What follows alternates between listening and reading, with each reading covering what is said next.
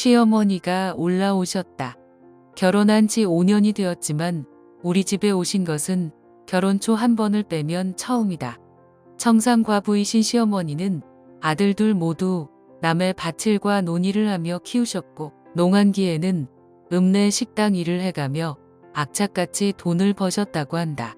평생 그렇게 일만 하시던 시어머니는 아들 둘 다 대학 졸업시키신 후에야 일을 줄이셨다고 한다. 결혼 전 처음 시댁에 인사차 내려갔을 때 어머니가 그러셨었다. 고생도 안 해본 서울 아가씨가 이런 집에 와 보니 얼마나 심란할꼬. 집이라 말하기 민망하다. 가진 거 없는 우리 애랑 결혼해 준다고 해서 고맙다. 장남인 남편과 시동생은 지방에서도 알아주는 국립대를 나왔고 군대 시절을 빼고는 내내 과외 아르바이트를 해가며 등록금을 보태고 용돈을 썼다고 했다. 주말이나 방학에는 어머니를 도와 농사일을 하느라 연애는커녕 친구들과 제대로 어울리지도 못했다고 했다. 그렇지만 주변에 늘 좋다는 친구들 후배들이 줄줄 따른다. 둘 다 대학 졸업 후 남편은 서울로 취업을 해서 올라왔다. 그리고 회사에서 나를 만났다. 나는 서글서글한 외모에 건강하게 그을린 얼굴이 좋았다. 건강하고 밝은 성격에 회사에서도 그는 늘 사람들 사이에 있었다. 자연스럽게 그 사람을 좋아하게 됐고 내가 먼저 고백했다. 그는 망설였다. 자기는 가진 거 없는 몸뚱이 하나뿐인 사람이라고. 하지만 나는 이미 그 사람을 사랑하게 된 후였고 삼보초려 끝에 그는 나를 받아주었다. 그의 집에 대한 어떤 정보도 없이 그를 우리 집에 데려갔다. 그의 외모와 직업에 우리 부모님은 그를 반겨주었다. 집이 지방이고 어머니가 농사를 지으신다고 했을 때 엄마 얼굴이 어두워졌다. 당장 가진 거라고는 월세 원룸 보증금과 얼마간의 저축이 전부다 했을 때 아빠가 담배를 피우셨다. 그가 말했다. 어린 나이에 아버지가 돌아가셔서 아버지 얼굴도 모르고 자랐지만 허리 한번 못 펴시고 우리 형제를 키우기 위해 평생을 밭에서 엎어져 살아온 어머니께 배운 덕분으로 어디 가서도 영은히 굶겨 죽이지 않을 자신 있습니다. 공주처럼 고이 키우신 딸 고생문이 훤하다 걱정되시겠지만 그래도 영은이에 대한 저의 사랑, 열심히 당당하게 살 각오가 되어 있는 제 결심 이것만 높이 사주십시오. 우리는 그렇게 결혼했다. 친정아버지가 마련해주신 돈과 회사에서 받은 전세자금 대출로 신혼집을 마련하고 그와 내가 모은 얼마간의 저축으로 혼수를 했다. 너무 행복했다. 결혼 후 처음으로 시댁으로 내려갔다. 마침 어버이날과 어머니 생신이 겹쳤다. 일부러 주말을 잡아 내려갔다. 시동생도 오고 어머니와 마당 평상에서 고기도 구워 먹고 밭에서 상추를 뜯어다 먹는데 그 맛이 세상에서 제일 맛있는 삼겹살이었다. 그날 밤 작은 방에 예단으로 보내드렸던 이불이 깔려 있었다. 어머니는 한 번도 그 이불을 쓰시지 않으셨던 모양이다. 우리더러 그 방에 자라고 하신다. 싫다고 뿌리치는 어머니 손목을 끌어 작은 방으로 모셨다. 어머니하고 자고 싶어요. 신랑은 도련님하고 넓은 안방에서 자라고 할 거예요. 어머니랑 자고 싶어요. 어머니는 목욕도 며칠 못했고 옷도 못 갈아입었다고 이불 더럽혀지고 네가 불편해서 안 된다. 냄새나 안 된다고 자꾸 도망가려 하셨다. 그런 어머니께 소주 마시고 싶다고 함께 소주를 먹었다. 어머니가 찢어주시는 김치가 너무 맛있어서 소주를 홀랑홀랑 비우고 취해 잠들어 버렸다.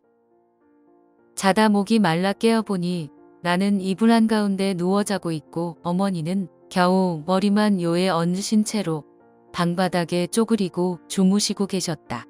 슬쩍 팔을 잡아 요 위에 끌어들였다. 야야, 고운 이불 더럽혀진다. 냄새 밴데이.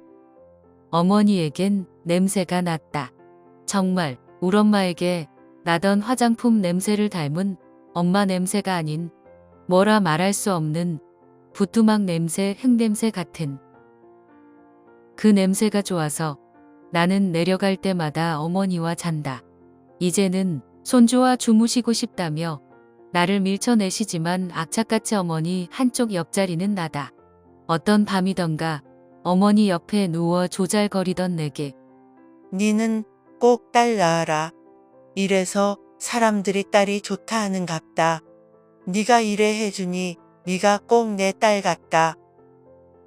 뒷집이고 옆집이고 도시 며느리 본 할망구들 다 나 완전 부러워한다.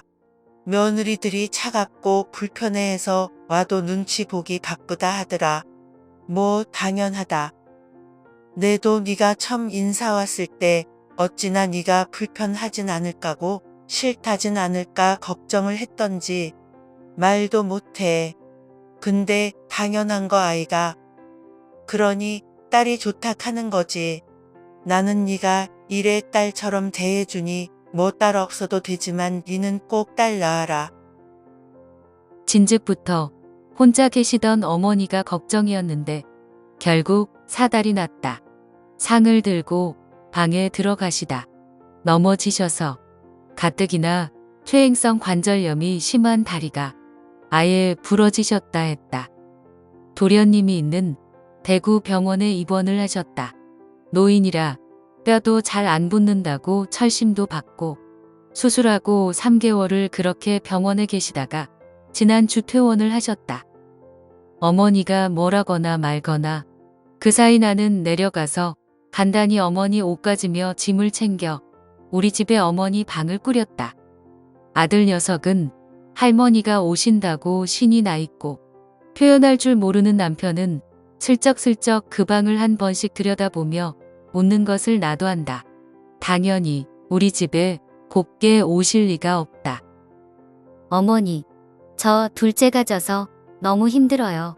우리 친정엄마 허구한 날 노래 교실에 뭐에 승민이도 잘 안 봐주시고 제가 회사에 임신에 육아에 힘들어 죽겠어요. 와서 저 좀 도와주세요. 임신하니까 어머니 음식이 그렇게 땡겨 죽겠단 말이에요. 어머니, 김치 담아주세요.